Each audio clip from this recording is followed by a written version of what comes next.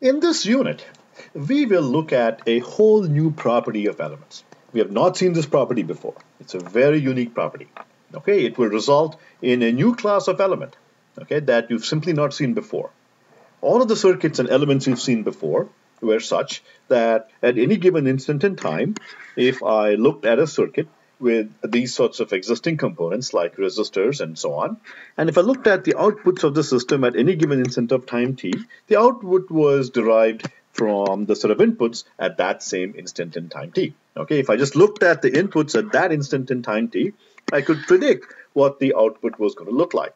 Okay, in our digital design, we call this the combinational property, the combinational gate property. Okay, in this property, I could look at the inputs of a given gate, and the output was exactly a function of that set of inputs at that instant in time alone. This new class of element that will derive from this special new property will be very, very interesting. History will matter. Okay, the past will matter. This new class of element is such that they're somehow able to capture past history, okay, and to predict the value of the output in any given instant in time, I somehow need to know some values that are in some sense, or values that in some sense capture all of history in their state.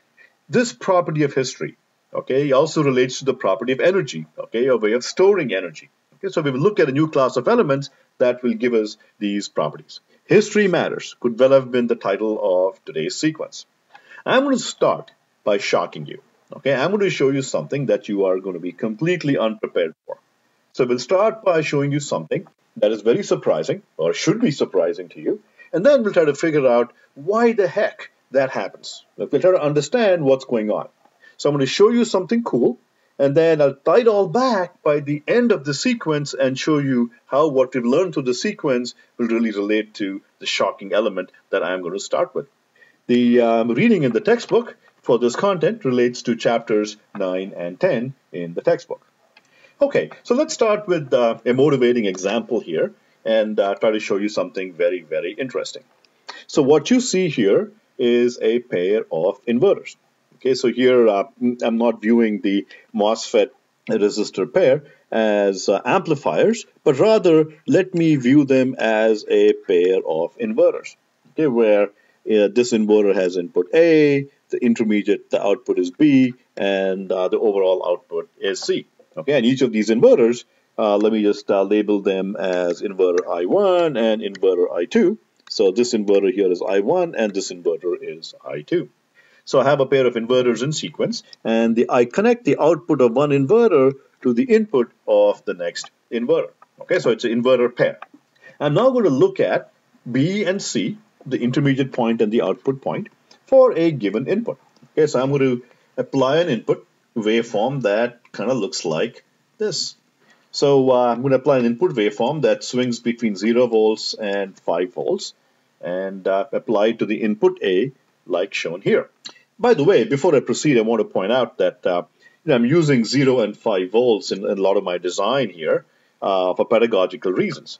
Okay, I think I mentioned this before very clearly, but in most modern digital circuits, we have now gone down to voltages that are way lower than 5 volts. Okay, it is not uncommon to see designs in chip designs that are coming out today that have supply voltages of on the order of 0.7 volts or even lower. Okay, so this 0.7 volts is much more typical of circuits today. And in fact, what is really interesting is the kind of content you will learn over the next, I would say, over the next 3 or 4 sequences will actually help explain why the world has gone from a VS of 5 volts to a VS of 0.7 volts or even lower. Okay, why have we gone to a lower voltage? I'd like you to think about it for yourselves, but the next sequences will show why we have gone and done that. But again, just remember, for pedagogical reasons, the concepts stay the same.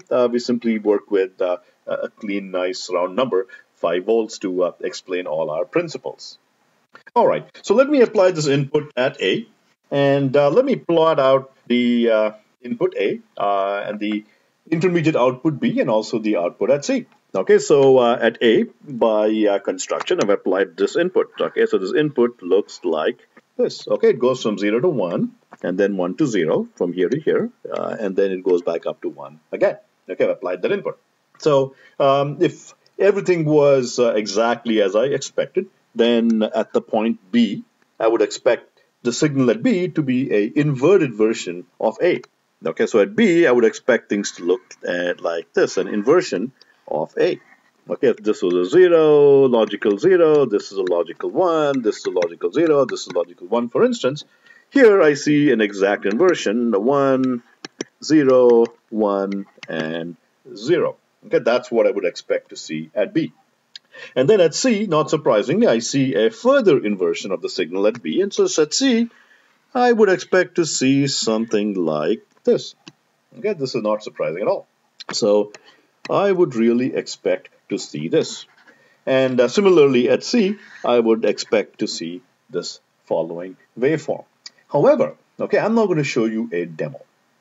In this demo, what I'm going to do is show you the waveforms of a circuit built exactly like this at A, B, and C.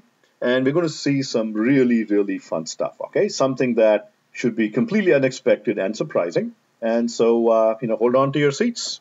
Okay, let me take you for a small ride, and let's have some fun.